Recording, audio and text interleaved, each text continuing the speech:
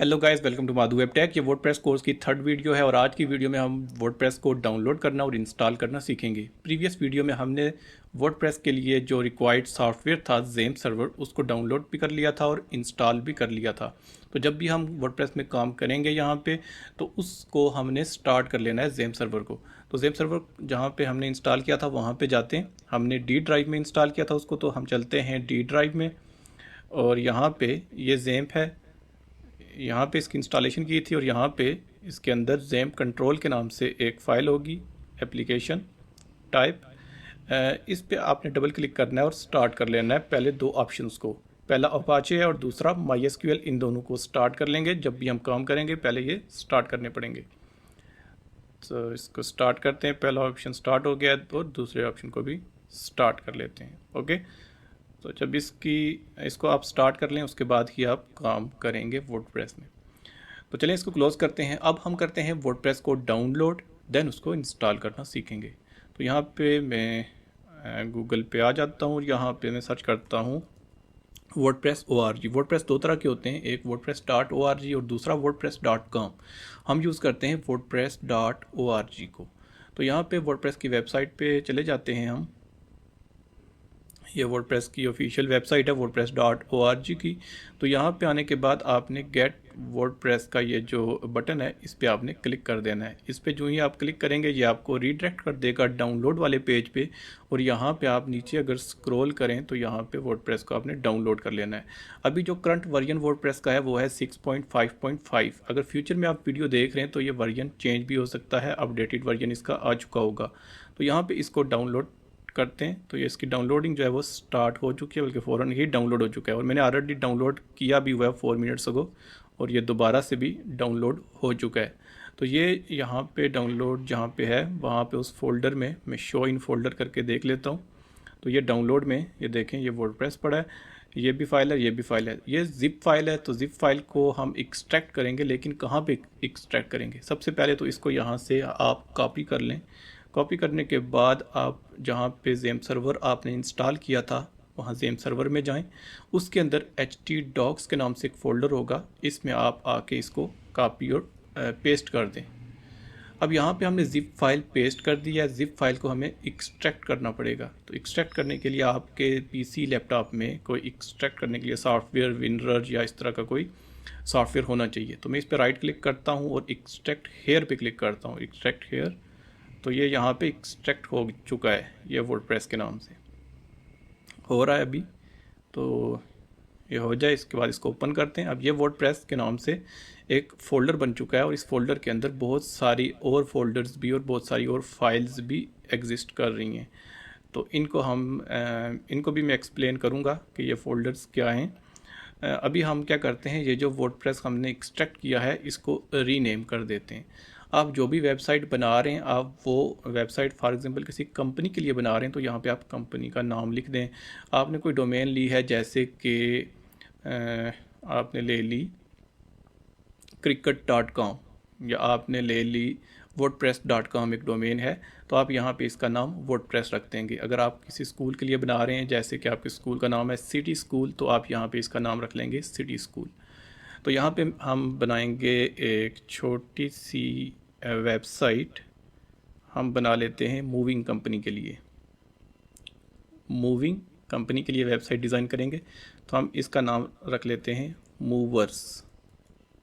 Movers रख दिया और यहाँ पे सेव कर दी। मूवर्स के नाम से हमने एक फ़ोल्डर उसको रीनेम कर दिया, जो हमने डाउनलोड किया था, जिसका पहला नाम वर्डप्रेस था, हमने रीनेम करके उसको मूवर्स कर दिया है।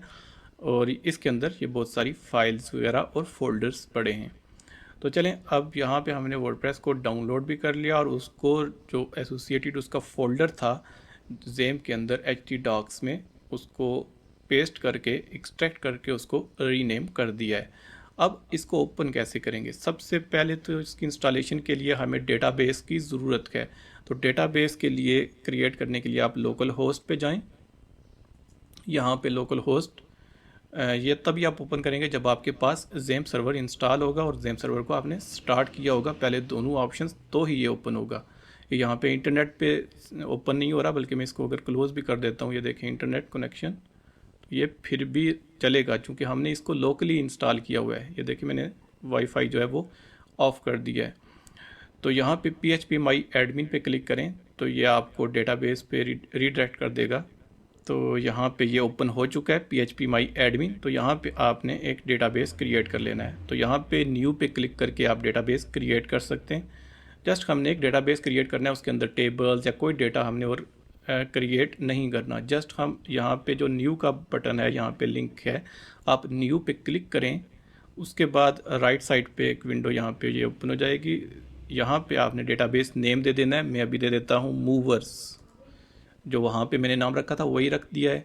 आप डिफरेंट नाम भी रख सकते हैं, कोई भी नाम आप यहाँ पे डेटाबेस को दे सकते हैं। ठीक है, मैंने यहाँ पे मूवर्स नाम रख दिया और यहाँ पे मैं क्रिएट पे क्लिक करके डेटाबेस क्रिएट कर देता हूँ। तो देखें डेटाबेस मेरा क्रिएट हो चुका है। ये लेफ़्ट साइड पे आप देखें मूवर्स आ चुका है। इस पर अगर क्लिक करें तो यहाँ पे आ रहा है कि अब इसके अंदर क्रिएट टेबल करें। तो टेबल ऑटोमेटिक ही क्रिएट हो जाएंगे। यहाँ पे हमें मैनुअल टेबल्स वगैरह क्रिएट करने की ज़रूरत नहीं है। हमने डेटाबेस क्रिएट कर दिया। इसके बाद हम उस फाइल को, उस फोल्डर को एक्सेस करते हैं जो कि हमने डाउनलोड किया है। यानी कि वर्डप्रेस जो हमने डाउनलोड किया है उसको यहाँ से ब्राउज़र से एक्सेस करते हैं। कोई मेरा इंटरनेट कनेक्शन जो है वो देखें नॉट कनेक्टेड आ रहा है। तो यहाँ पे चूँकि ऑफलाइन काम कर रहे हैं तो वो एक्सेस हो जाएगा। एक्सेस करने के लिए लोकल होस्ट लिखें, उसके बाद स्लैश लिखें और जो फोल्डर को आपने रीनेम करके जो नेम दिया है आपने वो नेम रखें। अगर वही नेम होता तो हम यहाँ पे वर्डप्रेस लिखते, लेकिन अब वर्डप्रेस नहीं बल्कि उसका नाम हमने क्या कर दिया है, मूवर्स। तो यहाँ पे हम मूवर्स लिख के इंटर करेंगे तो यहाँ पे उसकी इंस्टॉलेशन जो है वो स्टार्ट हो जाएगी। अभी जो मैंने लोकल होस्ट स्लैश मूवर्स लिख के इंटर प्रेस किया था तो मेरे पास ये स्क्रीन आ चुकी है और यहाँ पे ये कह रहा है कि आपको इन चीज़ों की ज़रूरत है। एक डेटाबेस नेम की ज़रूरत है जो कि हमने क्रिएट कर लिया है। Database user name by default जो है वो रूट होता है, पासवर्ड कुछ भी नहीं है। डेटाबेस होस्ट जो है वो लोकल होस्ट ही है, लोकली हम यूज़ कर रहे हैं। और टेबल प्रीफिक्स, टेबल का प्रीफिक्स क्या है, कोई देना चाहें आप। प्रीफिक्स मतलब एक नाम होता है, जैसे कि WP ABC कुछ भी नाम आप दे सकते हैं। तो यहाँ पे आप लेट्स गो पे क्लिक कर दें। इन चीज़ों को आप इग्नोर करके यहाँ पे लेट्स गो पे क्लिक करें। यहाँ पे डेटाबेस का नेम दे देना है। डेटाबेस का नेम कौन सा है जो अभी हमने क्रिएट किया, उसको नेम हमने क्या दिया था, मूवर्स। तो हम यहाँ पे मूवर्स लिख देते हैं। मूवर्स लिख दिया। यूज़र नेम बाय डिफ़ॉल्ट जो है वो रूट होता है। यहाँ पे ऑफलाइन अगर काम कर रहे हैं आप लोकल होस्ट पे तो यूज़र नेम इसको रूट दे दें। उसके बाद यहाँ पे पासवर्ड कुछ भी नहीं है तो हम पासवर्ड कोई भी नहीं देते।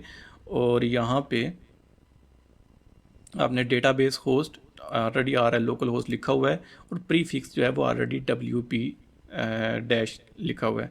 तो बाकी कोई भी चीज़ आपने यहाँ से चेंज नहीं करनी। जस्ट आपने डेटाबेस नेम दे देना है मूवर्स और यूज़र नेम रूट लिख देना है। उसके बाद आप सबमिट करें।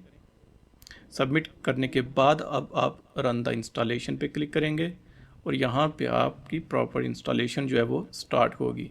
अब यहाँ पे भी यूज़र नेम पासवर्ड देना है। जो प्रीवियस डिटेल थी वो थी डेटाबेस के रिलेटेड डिटेल, डेटाबेस का नेम और डेटाबेस का यूज़र नेम। अब यहाँ पे आपने अपनी वेबसाइट का टाइटल, वेबसाइट का यूज़र नेम, वेबसाइट का पासवर्ड देना है, जिससे आप या आपने याद रखना है जो भी यूज़र नेम और पासवर्ड यहाँ पे देंगे।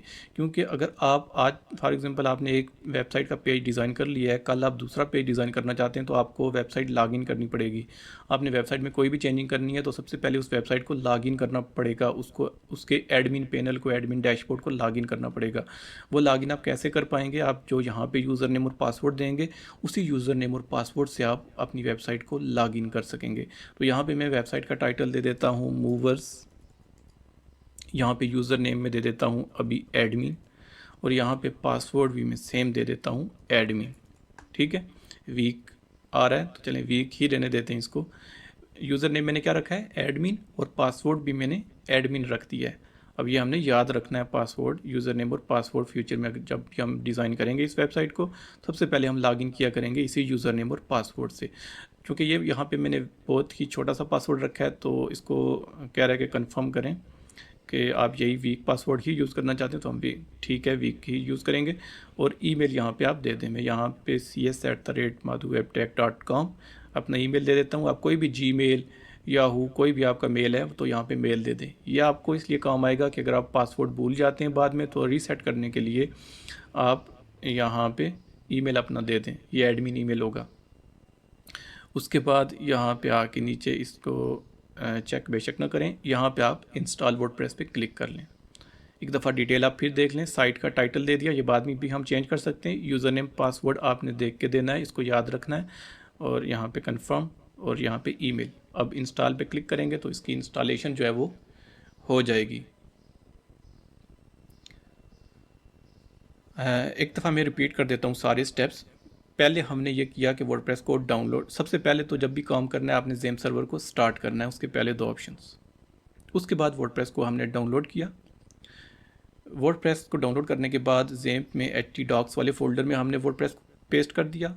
वहाँ पे ज़िप फाइल थी तो उसको हमने एक्सट्रैक्ट किया। एक्सट्रैक्ट करके उसको हमने रीनेम कर दिया। रीनेम करने के बाद हमने डेटाबेस क्रिएट किया। लोकल होस्ट लिख के यहाँ पे इंटर किया हमने, तो यहाँ पे इस PHP माई एडमिन पे आ गए। यहाँ पे न्यू पे क्लिक करके हमने एक डेटाबेस क्रिएट कर लिया जिसका नेम हमने रख दिया मूवर्स। डेटाबेस क्रिएट करने के बाद हमने यहाँ पे लोकल होस्ट और /मूवर्स जो हमने वेबसाइट रीनेम किया था उस फोल्डर को, वो नेम यहाँ पे लिख के हमने इंटर प्रेस किया। और उसके बाद जो भी डिटेल्स आई वो फिल की हमने, और हमारी वर्डप्रेस की इंस्टॉलेशन जो है वो कंप्लीट हो चुकी है।